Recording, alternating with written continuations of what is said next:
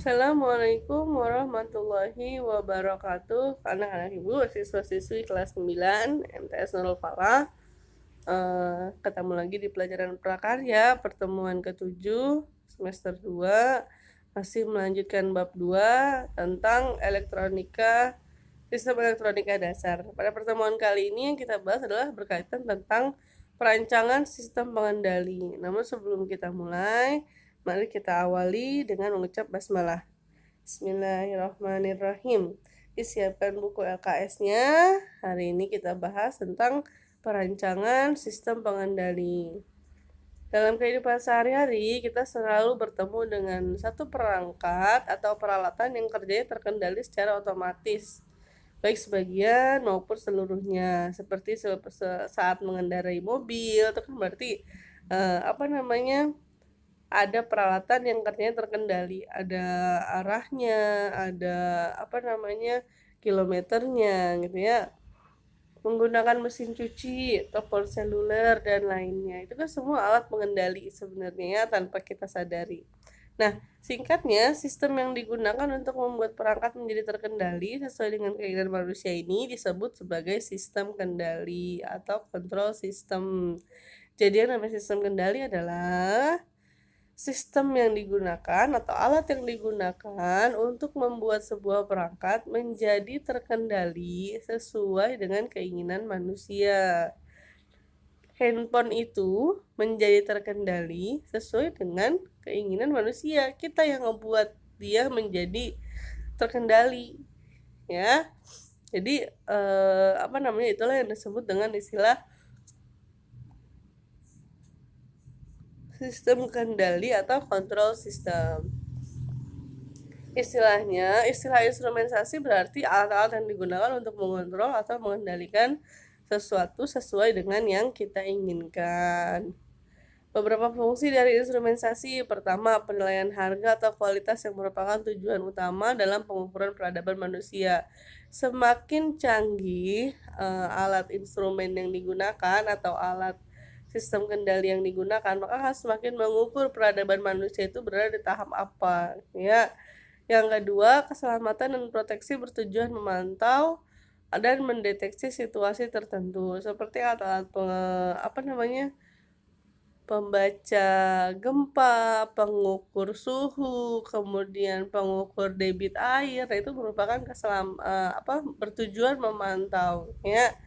Yang ketiga, kendali otomatis berfungsi menggantikan manusia dengan mesin dan sebagai pengendali sebuah proses. Gampangnya ini deh,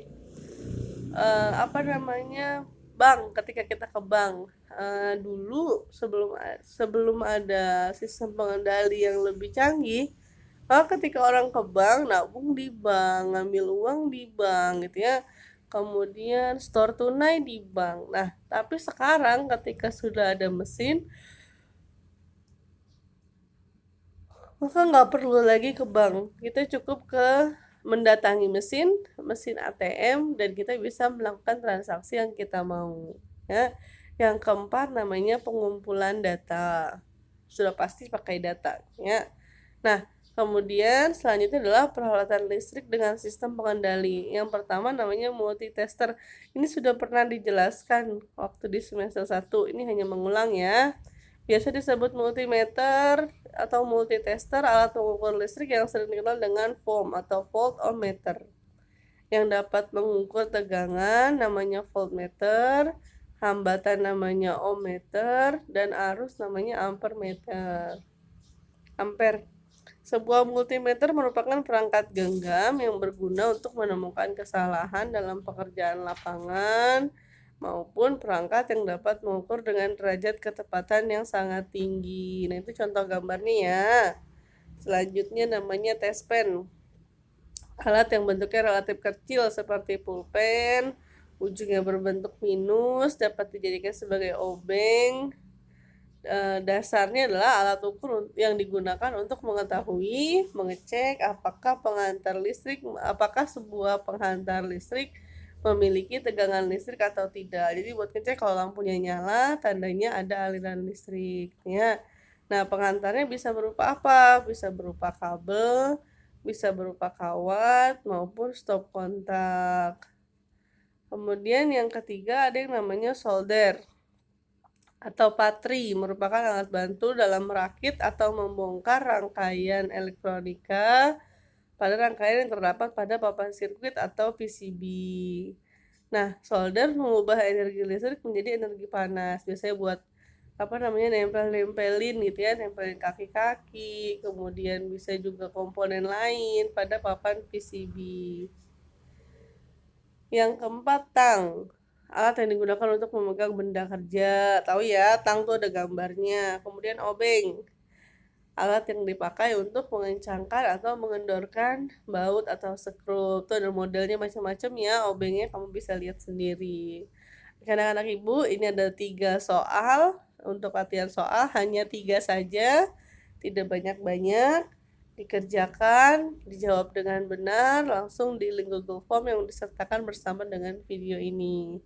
Selamat mengerjakan. Seperti biasa, Ibu membuka WA untuk bagi siswa yang belum mengerti, belum paham, kamu bisa bertanya via WA.